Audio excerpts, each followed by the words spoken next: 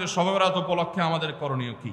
বিশেষ করে এই রাতে মসজিদে ওয়াজ মাহফিল, দোয়া দরুদ, ইবাদত বন্দেগী এবং নানা ধরনের খানাদানার আয়োজন করা হয়। কোরআন সুন্নাহর আলোকে এগুলো ঠিক কিনা জানালে উপকৃত হব।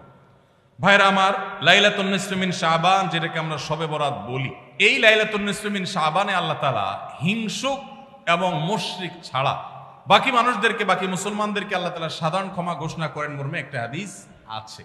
এছাড়া আরো বেশ কিছু হাদিস আছে যেগুলোর কোনো না অনেকগুলো সনদের মধ্যে কিছুটা দুর্বলতা আছে, কিন্তু মোটের পরে এ রাতের ফজিলত সুসাব্যস্ত এবং প্রমাণিত। কিন্তু এর মানে এই নয় যে এই রাতকে কেন্দ্র করে আমরা যা করি আমাদের দেশে তার সব সঠিক। আমাদের দেশে লাইলাতুল বরাতে মানুষের যে ভিড় মসজিদগুলোতে, এটা তো ভালো জিনিস যে মানুষ মসজিদে আসছে, কিন্তু অন্যদিন না এসে এই রাতে বেশি আসার কারণটা কি? লাইলাতুল কদর বেশি ফজিলতপূর্ণ নাকি এই রাত বেশি ফজিলতপূর্ণ? লাইলাতুল কদরের সাথে কোনো তুলনা চলবে?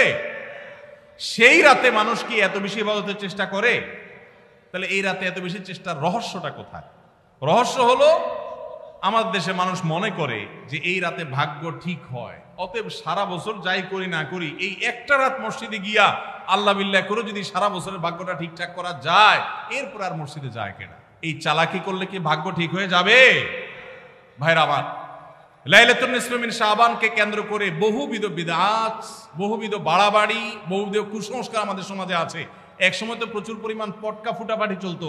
আলহামদুলিল্লাহ, প্রশাসনের ভাইয়েরা প্রতি বছর নিষেধাজ্ঞা আরোপ করেন এবং এটা অনেকটা কমেছে, যেটা আমাদের নিরাপত্তা হুমকির মধ্যে আমাদেরকে ফেলে।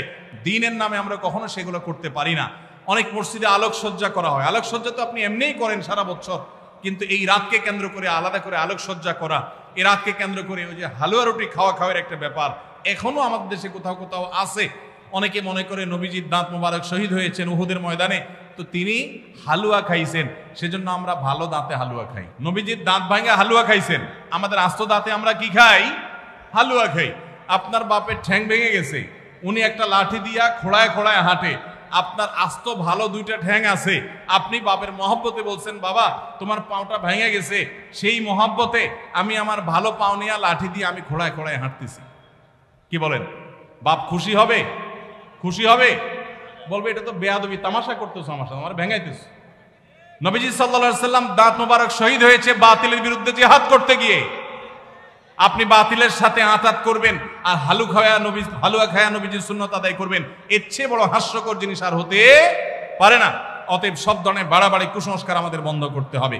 এমনকি এই রাত উপলক্ষে মসজিদে দোয়া দরুদের জন্য সমবেত হওয়া, এ রাতে মানুষকে ডাকাডাকি করে একেবারে এ রাতের ফজিলতের জন্য মসজিদে সবাই একত্র হওয়াকে যারা জরুরি মনে করেন তারাও ভুলের মধ্যে আছেন। ব্যক্তিগত ইবাদতে আল্লাহর ক্ষমা পাওয়ার জন্য চেষ্টা করতে পারেন, সেটা ভিন্ন বিষয়। আল্লাহ আমাদেরকে বুঝার তৌফিক দান করুন।